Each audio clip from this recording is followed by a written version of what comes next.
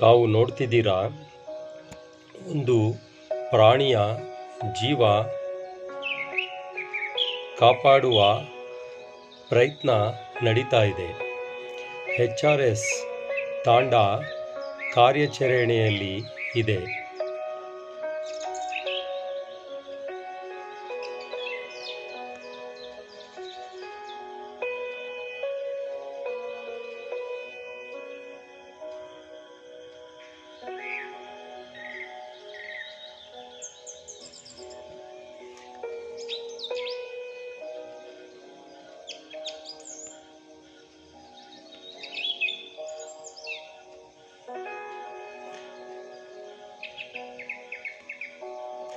HRS ತಾಂಡದ trainer ಆದಂಥ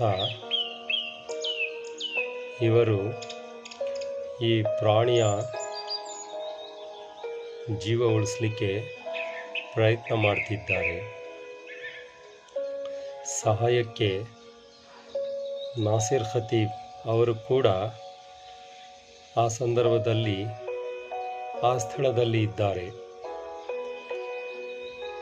humanity relief society Karnataka. ತಾವು ನೋಡ್ತಿದ್ದೀರಾ,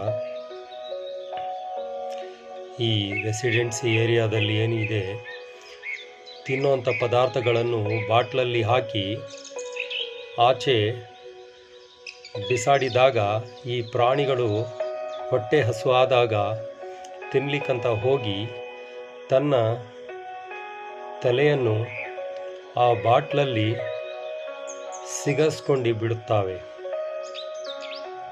ಭಾಳಷ್ಟು ದಿನಗಳು ಅದು ತನ್ನ ಜೊತೆಯಲ್ಲಿ ತಗೊಂಡು ಆ ಒಂದು ಭಾರವನ್ನು ತಿರುಗಾಡುತ್ತವೆ.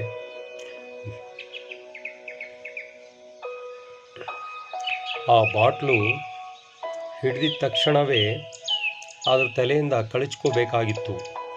ಆದರೆ ಅದು ಒಂದು ಕಾರಣದಿಂದ ಆ ಬಾಟ್ಲು ಆ ಪ್ರಾಣಿಯ ಮುಖದಿಂದ ಆಚೆ ಬರಲಿಕ್ಕೆ ಅಸಾಧ್ಯವಾಗ್ತಿದೆ.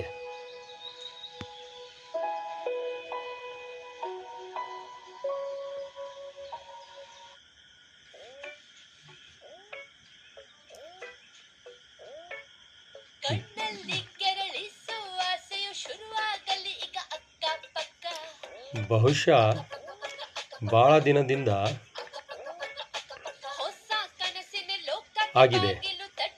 ಬಹುಶಃ 15-20 ದಿನ, ತಿಂಗಳ ಹತ್ರನೇ ಆಗಿರ್ಬೋದು. ಆ ಪ್ರಾಣಿ ಕೂಡ ತನ್ನ ತಲೆಯಿಂದ ಬಾಟ್ಲು ಕಳಿಸ್ಲಿಕ್ಕೊಂಡು ಹೋಗಲಿಕ್ಕೆ ಹೋಗಿದೆ, ಆದರೆ ಆಗಲಿಲ್ಲ. ಯಾಕಂತ ಹೇಳಿದ್ರೆ ಆ ಬಾಟ್ಲಿಗೂ ಕೂಡ ತೂತ ಬಿದ್ದು ಆ ಬಾಟ್ಲು ತೂತದಿಂದ ಆ ಕಿವಿ ಏನಿದೆಯೋ ಸಿಗಾಕೊಂಡು ಆಚೆ ಬಂದುಬಿಟ್ಟಿದೆ. ಆದ ಕಾರಣದಿಂದ ಬಾಟ್ಲು ಕಳಿಸ್ಲಿಕ್ಕೆ ಆಗ್ತಿಲ್ಲ. ಮತ್ತು ಅದರ ಕುತ್ತಿಗೆ ಕೂಡ ನೋಡಿ ಇನ್ಫೆಕ್ಷನ್ ಆಗಿಬಿಟ್ಟಿದೆ. ಅಂದರೆ ಭಾಳ ದಿನಗಳಾಗಿದೆ, ಹತ್ತತ್ರ 1 ತಿಂಗಳ ಹತ್ತಿರ ಆಗಿದೆ. ಹಾಗಾಗಿ ಕುತ್ತಿಗೆಯಲ್ಲೂ ಕೂಡ ಇನ್ಫೆಕ್ಷನ್ ಆಗಿ ಗಾಯ ಉಂಟಾಗಿದೆ ಅದಕ್ಕೆ. ಆದರೆ ಈ ನಾಯಿ ಅಂತ ಏನು ಪ್ರಾಣಿ ಇದೆಯೋ, ಈ ಪ್ರಾಣಿದು ಇನ್ಫೆಕ್ಷನ್ ಮನುಷ್ಯರಿಗೆ ಭಾಳ ಅಪಾಯಕಾರಿಯಾಗಿದೆ.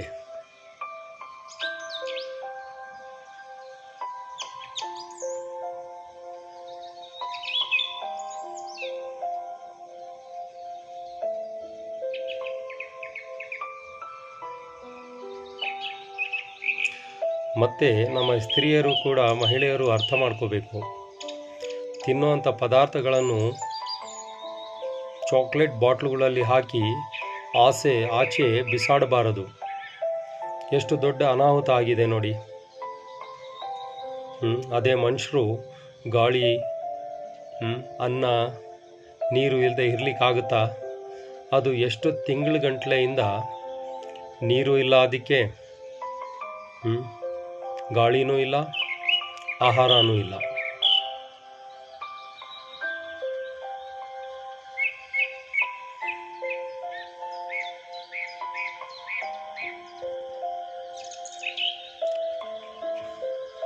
ಕತ್ರಿಯಿಂದ ತೆಗೀಲಿಕ್ಕೆ ಆಗಲಿಲ್ಲ ಅದಕ್ಕೆ.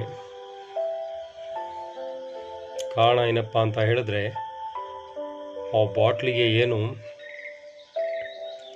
ಥ್ರೆಡ್ ಇರುತ್ತೋ ಅದು ಭಾಳ ಹಾರ್ಡ್ ಆಗಿರುತ್ತೆ.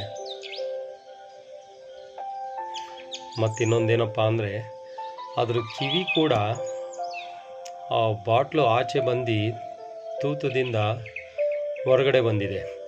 ಹಾಗೆ ಏನಾರ ಎಳಿಲಿಕ್ಕೆ ಹೋದರೆ ಆ ಕಿವಿ ಕೂಡ ಆ ಪ್ರಾಣಿದು ಕಟ್ಟಾಗುವಂಥ ಸಂದರ್ಭ ಇದೆ. ಹಾಗಾಗಿ ಆ ಬಾಟ್ಲನ್ನೇ ಕಟ್ ಮಾಡಿ ತೆಗಿಬೇಕಾಗ್ತಾ ಇದೆ.